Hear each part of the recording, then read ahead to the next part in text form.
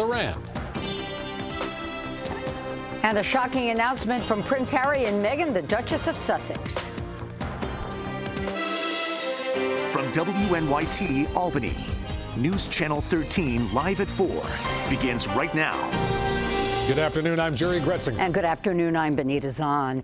In the last hour, Governor Cuomo wrapped up his State of the State address in Albany. The governor spent more than an hour outlining his vision for progress. The third-term Democrat navigating a looming $6 billion budget shortfall. He touted many of his past achievements and focused on a long list of future policy initiatives he announced over the past month, including tackling climate change, paid sick leave, and legalizing recreational marijuana. Kumi Tucker live here in the studio to break it all down. Kumi?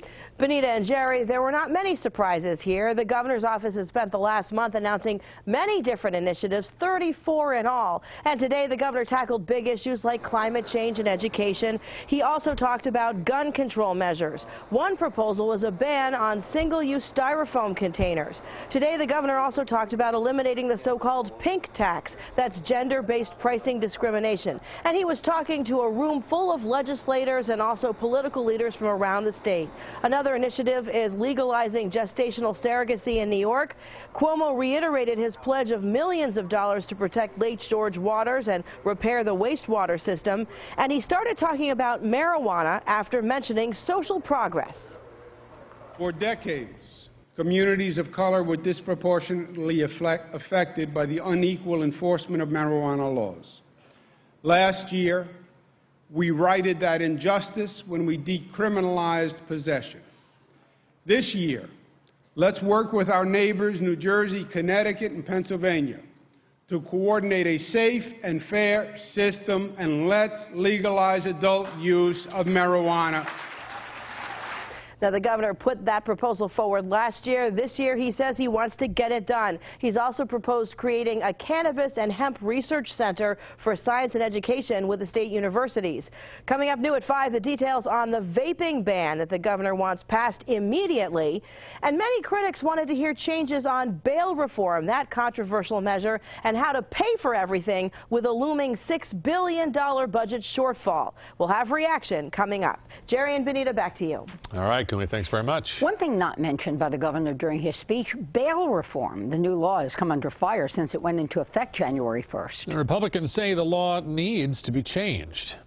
Cuomo and the Democrats are coddling criminals with their catch-and-release policies, giving felons the right to vote and letting cop killers and murderers out on parole. Cuomo calls this a work in progress.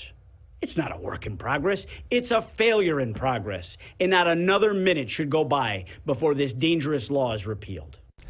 The movement to eliminate bail aims to make the system fairer for poor people, but many district attorneys and police chiefs say it needs to be modified.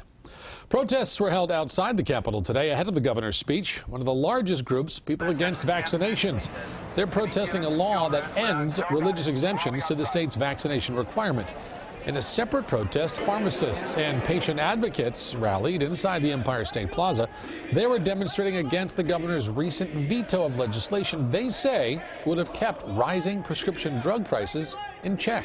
Our coverage of the State of the State far from over. We'll examine more of the governor's proposals at 4:30. And you can watch his speech on our website, WNYT.com. Former Assembly Minority Leader Brian Kolb says he will pay for the repairs to the state-owned SUV he crashed outside his home in Ontario County. Kolb was charged with DWI in the crash. Investigators say he had a blood alcohol content twice the legal limit. Damage to the SUV is believed to be minimal, but an Assembly spokesperson says Kolb agreed to personally pay for repairs and turn in the SUV when the work's done. Kolb stepped down from his leadership post following the crash.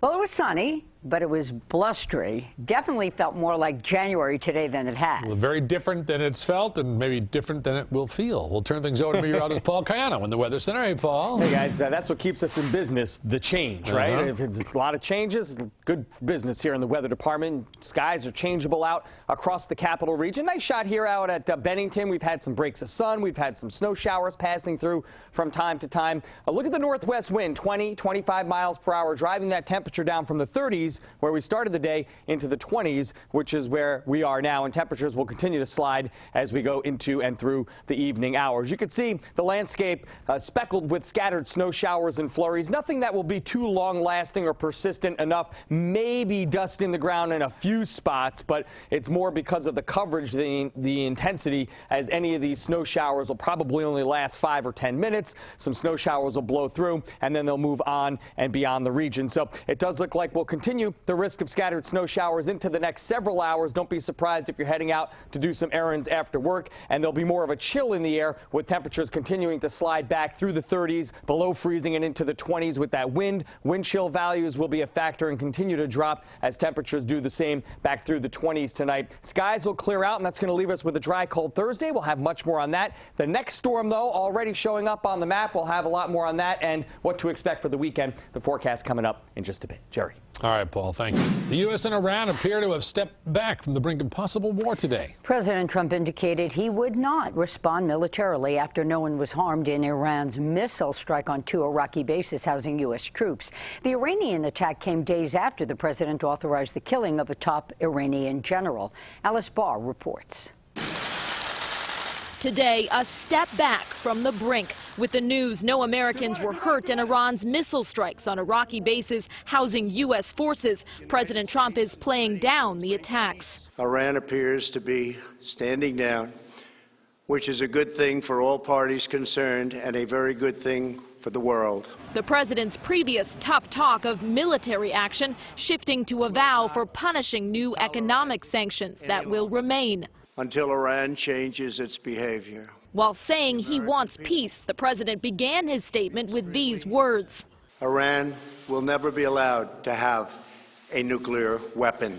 And just hours after Iran's supreme leader called the missile strikes a slap in the face for the killing of its top general, the president again defended his decision to take out Qasem Soleimani. We took decisive action to stop a ruthless terrorist from threatening American lives. Top administration officials briefing lawmakers today on the intelligence behind the drone strike on Soleimani. The two parties coming away with vastly different impressions. Not only did the president make the right call, but that this was a clear and present danger. Utterly unpersuaded about any evidence about the imminence of a threat that was new or compelling. Democrats criticizing the president for lighting a fuse. Though he's trying to pretend as if he's the firefighter.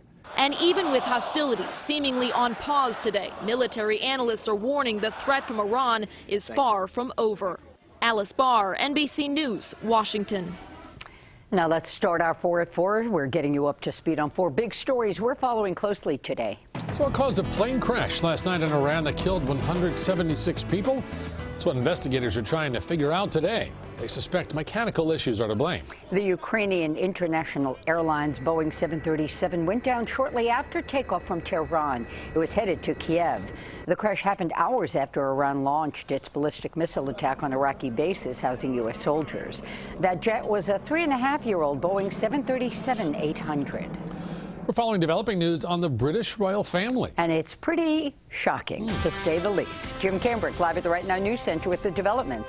Yeah, Benita, this is a shocker. A stunning declaration. Britain's Prince Harry and his wife Meghan, the Duchess of Sussex, say they're planning to step back now as senior members of the royal family. Harry and Meghan said that they want to work to become financially independent. A statement issued by the couple in the last 2 hours says they intend to balance their time between the UK and North America. The royal couple says after months of reflection, they hope to carve out a progressive new role within the royal institution. The 35-year-old Harry is the grandson of Queen Elizabeth II and 6th in line to the British throne. Guys, back over to you. Interesting. All right, thanks, Jim. Coming up on News Channel 13 Live at 4, a big drop. The cancer death rate sees a huge decline. Why researchers are still worried. Just felt like he had a gun or had ill intent, and at that point I knew I could not let him come back inside. A church takedown. The confrontation caught on camera during a Sunday service. Teen cancer patients getting a little TLC. I'm Jackie Slater. Coming up, meet the people teaming up to give patients like Alyssa here some much-needed pampering. Coverage you can trust with Benita Zahn, Jerry Gretzinger, Chief Meteorologist Bob Kovacic and meteorologist Paul Cayano. This is News Channel 13, live at 4.